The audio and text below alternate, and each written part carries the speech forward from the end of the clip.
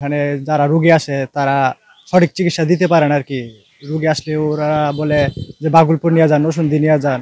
এখানে যদি ভালো চিকিৎসাটা আসলে তারা পাইতো তাহলে তো তাদের আর দূরে যাইতে হয় না আসলে। চিকিৎসক অবশ্যই সংকট আছে। কারণ সংকট থাকার কারণেই তো তারা ওই দূর দূরান্তে যেতে হচ্ছে। বাথরুমটার মধ্যে গেছিলাম আমি, বাথরুমটা খুব অপরিষ্কারই একটু ময়লা টয়লা আছে। পরিবেশটা অন্যরকম, যে ভালো পরিষ্কার পরিচ্ছন্নতা পাইতেছে না। বাথরুমের দুর্গন্ধে আমি আরো অসুস্থ হয়ে যাচ্ছি। আমাদের গ্রামবাসী হিসেবে, আমরা এলাকাবাসী হিসেবে আমাদের চাওয়া হচ্ছে এখানে যেন পর্যাপ্ত পরিমাণে ডাক্তারের ব্যবস্থা করা হয়। স্টাফ যারা আছে, এই স্টাফের কমতি আছে আমাদের হাসপাতালে, সেই ব্যবস্থা যেন করা হয় এবং এলাকাবাসী যেন সুচিকিৎসাটা পায়, সেটা আমাদের গ্রামবাসীর চাওয়ার। যে সমস্ত হৃদরোগ পেশেন্ট আনস্টেবল হয়ে আসে তাদেরকে আমরা চিকিৎসা করতে পারি না, কারণ সেরকম ব্যাকআপ উপজেলা হেলথ কমপ্লেক্সে থাকে না। তাদেরকে আমরা অবশ্যই লোডিং ডোজ বা আপনার ট্রিটমেন্ট দিয়ে আমরা ঢাকাতে জাতীয় হৃদরোগ হাসপাতাল অথবা কোনো মেডিকেল কলেজে পাঠিয়ে দিই।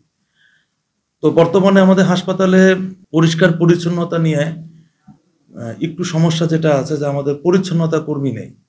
পরিচ্ছন্নতা কর্মী না থাকার কারণে আমরা হাসপাতালের পক্ষ থেকে নিজ ব্যবস্থাপনায় কিছু লোক আমরা রেখেছি, তাও যেটা আমাদের প্রয়োজনীয় তুলনায় অপ্রতুল।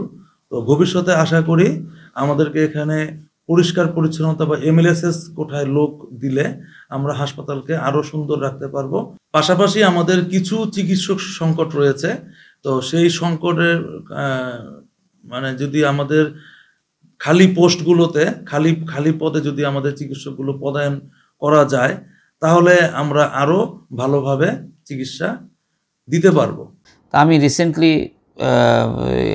সারপ্রাইজ ভিজিটে বেলাবু উপজেলা আমি প্রত্যেকটা সেক্টর দেখে এসেছি। তাদের কিছু বিষয়ের নিড আছে এবং ডাক্তারদের অভাব আছে। অন্যান্য উপজেলা বা থেকে যে ডাক্তার একটু বেশি আছে, ওখান থেকে একটু ট্রান্সফার করে কিন্তু আমরা ওখানে দিচ্ছি ডিপুটেশনে, যাতে বেলাবু উপজেলার মানুষের স্বাস্থ্যসেবা নিশ্চিত করা যায়।